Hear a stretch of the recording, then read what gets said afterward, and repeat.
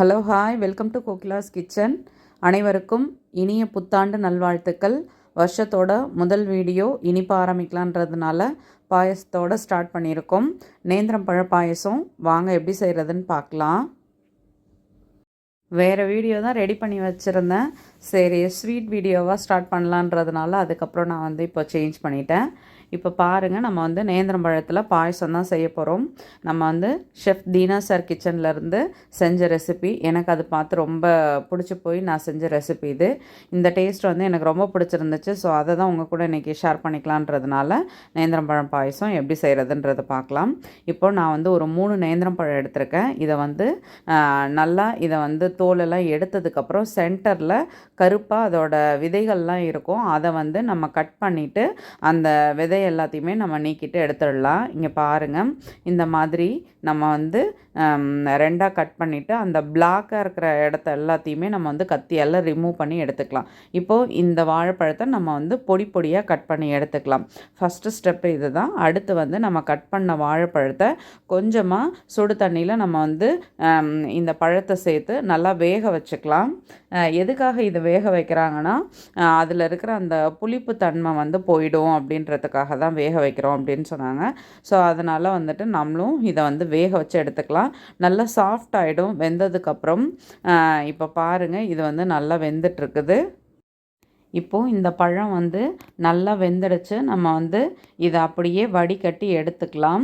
இப்போ பாருங்கள், பழம் எந்த அளவுக்கு நல்லா ஸ்மூத்தாக வெந்துடுச்சுன்னு சொல்லிட்டு இதை வடிகட்டி எடுத்துகிட்டு நம்ம மிக்சியில் நல்லா நைஸாக அரைச்சி எடுத்துக்கலாம். இப்போது இந்த ஸ்டெப்பு முடிஞ்சதும் நம்ம ஒரு 2 டேபிள் ஸ்பூன் அளவு நெய் சேர்த்துக்கலாம். நெய் சேர்த்துட்டு நம்ம எடுத்து வச்சுருக்க திராட்சை முந்திரி இதை நல்லா வறுத்து எடுத்துக்கலாம். ஃபஸ்ட்டே இது வறுத்துட்டோம்னா நமக்கு நல்லா ஈஸியாக இருக்கும். ரொம்பவும் கருக விட்டுறக்கூடாது. நல்லா பொன்னிறமாக வறுத்து எடுக்கணும் இதை. இப்போ பாருங்கள், இது நல்லா வறுத்தாச்சு. அடுத்து நம்ம வெல்லத்தை கரைச்சி எடுத்துக்கலாம். இப்போது நான் 1 கப் அளவு வெல்லம் எடுத்திருக்கேன். இதில் ஒரு 1.5 கப் அளவு தண்ணி சேர்த்து ஃபஸ்ட்டு நம்ம பொடி பண்ணி வச்சுருக்க வெல்லத்தை நல்லா கரைச்சிக்கலாம்.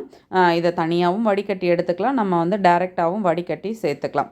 இப்போ அடுப்பில் வானல் வச்சுட்டு ஒரு 2 டேபிள் ஸ்பூன் அளவு நெய் சேர்த்துக்கலாம். நெய் சேர்த்துட்டு கொஞ்சமாக இதில் ஜவ்வரிசி சேர்த்துடலாம். சேர்த்துட்டு நம்ம இந்த கரைச்சி வச்சுருக்க வெள்ளை கரைசலை இது கூட சேர்த்துக்கலாம். சேர்த்துட்டு இப்போ பாருங்கள், நான் வடிகட்டி எடுத்துட்டேன். இது நல்லா கொதிக்கட்டும். நல்லா கொதித்ததும் நம்ம அரைச்சி வச்சுருக்க இந்த நேந்திரம் பழத்தோட விழுதெடுத்து இது கூட சேர்த்துக்க வேண்டியதான். இப்போ பாருங்கள், இது நல்லா கொதிக்க ஆரம்பிச்சிடுச்சு. ஜவ்வரிசியும் இது கூடவே நல்லா வேக ஆரம்பிச்சிடுச்சு.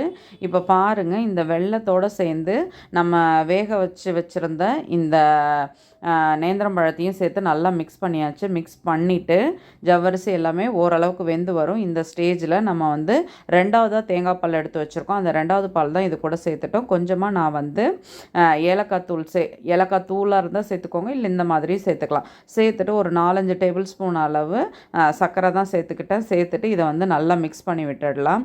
இப்போ பாருங்கள், இது நல்லா திக்காகிடுச்சு. அடுத்து லாஸ்ட்டாக நம்ம ஃபஸ்ட்டு தேங்காய் பால் எடுத்து வச்சுருக்கோம் இல்லையா, அதையும் இது கூடவே சேர்த்துடலாம். சேர்த்துட்டு இதை நம்ம ரொம்ப கொதிக்க வைக்கணும்னு இல்லை. இப்போ ஓரளவுக்கு இதை மிக்ஸ் பண்ணிவிட்டு நல்லா கொதிச்சு வர நேரத்தில் நம்ம இறக்க வேண்டியதான். இங்கே பாருங்கள், நல்லா சூப்பராக கொதிச்சிடுச்சு.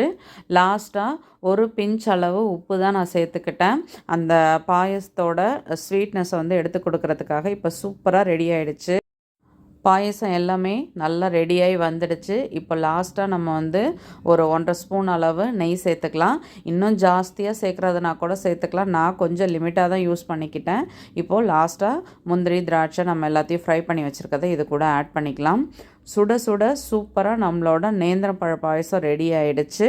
நீங்களும் இந்த நியூ இயருக்கு செஞ்சு பாருங்கள். சூப்பரான ரெசிபி, ரொம்ப டேஸ்ட்டாக இருந்துச்சு. வீடியோ பிடிச்சா லைக் பண்ணுங்கள். என்னோடய வீடியோ உங்களுக்கு யூஸ்ஃபுல்லாக இருந்தால் சப்ஸ்கிரைப் பண்ணிக்கோங்க. மறக்காமல் செஞ்சு பார்த்துட்டு உங்கள் கமெண்ட் சொல்லுங்கள். உங்கள் லவ் அண்ட் சப்போர்ட்டை கொடுத்துக்கிட்டே இருங்க. தேங்க்யூ.